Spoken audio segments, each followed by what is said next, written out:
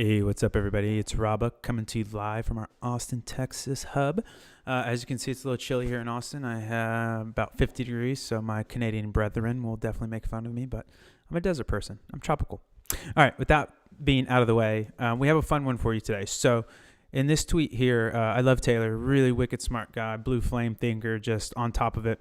And I think this tweet's fantastic, and it actually inspired a lot of nuance in tweets. So I just wanted to kind of synthesize that into a video form. So when Taylor, and I'm not speaking for Taylor, I'm just opining on kind of what I'm pretty sure he means by this, is that when you're looking at a large data set, especially a jagged data set, such as, when I mean jagged, like a bunch of variants in that data set, averages aren't a very good representation of that data set. So with that being said, what do we use? We use what we call the three amigos of AOV. So instead of giving you one slice of AOV, we're actually giving you three different looks at that data set to better understand what that actual purchase behavior is by the consumer, and a better, more representative data point when it's in conjunction with all three. So let's go through all three of them. The first one is the mean, the second one's the median, and the third's the mode. So this is kind of like a mini statistics course, but trust me, it's not boring at all. And the three amigos, anybody else that's old like me, we'll get the Steve Martin reference. Get hype, Steve Martin. Fantastic flick, by the way. Excuse me. Okay, so the first one is easy peasy, mean AOV. Just going to be the average of the data set. Like I said, to convert it, or to calculate it, is just total sales over total orders. Pretty easy peasy. This is pretty much what most people know as AOV. Again, not a horrible metric, but definitely want to look at different things. Again, another mental model might be you're at a crime scene and you want to interview as many witnesses as possible to figure out what happened, and just interviewing one witness, one that's actually incredibly skewed because all the outliers will move this data, will move the average. Will definitely not be the best way to solve that crime, aka understand what your purchase behavior is. So pretty easy peasy there. Again, this is just a really simple example of how to calculate it. You guys know how to do that, easy peasy. Okay, the next one is really cool. So this is going to be the median AOV. So this is going to be the center of the data set. 50% of purchase values are higher, 50% of purchase values are lower.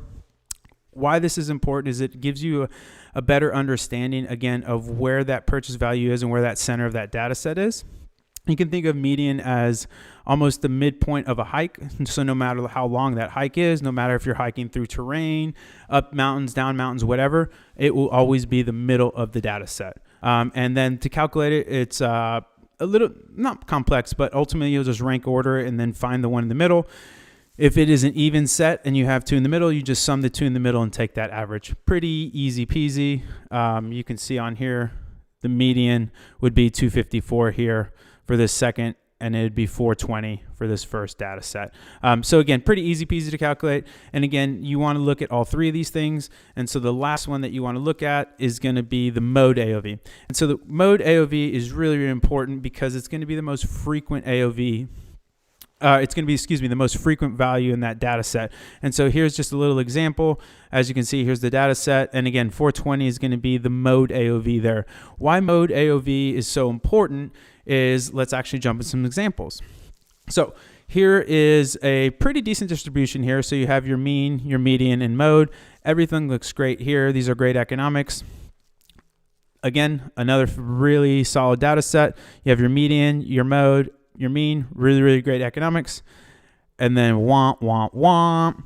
Somebody tells you they have a $50 AOV. Okay, yeah, I can see that. But they have a basically $20 mode AOV. This is no bueno for paid media. This is really, really hard to make work on paid media. Another way to think of mode AOV and why it's so important to media buyers is if you have a bucket of purchase values, there's more mode values in there than any other value. So probabilistically speaking, if you reach down and grab a purchase value out of that bucket, it's probably going to be a mode value or really close to that. And so that's kind of, this is kind of the gift when that guy told me it was a $50 AOV. Like, yes, but not really. One last thing is actually really cool. So we have a really cool feature in Triple Whale where you can actually change the size of the distribution to get a little bigger understanding of where those values are. And so you can see like, oh, if I want to make it up like say a $10 or even $20 bucket, you can see, so a $10 bucket, it's going to be around $103 to $113. And then you can see these other distributions here. So that's really cool. And then the other thing is, if any of this was actually too fast or anything like that, we have a whole long form on Whale Mail about all three of ours. And then I would be remiss to not mention this guy Jaden Dummett did a really great thread basically going over exactly what we just talked about. So I can drop some links there as well. But ultimately, that's kind of the gist of it, where you're going to want to basically find all three of those AOVs, watch them, and understand what the median is, what the mean is, and what the mode is. And you should really use the mode most important to understand where that purchase value is. Another thing you can do as well is in Facebook custom columns for Facebook ads, you can add total purchase value over total purchases. So you can actually see what AOVs your ads are actually driving as well.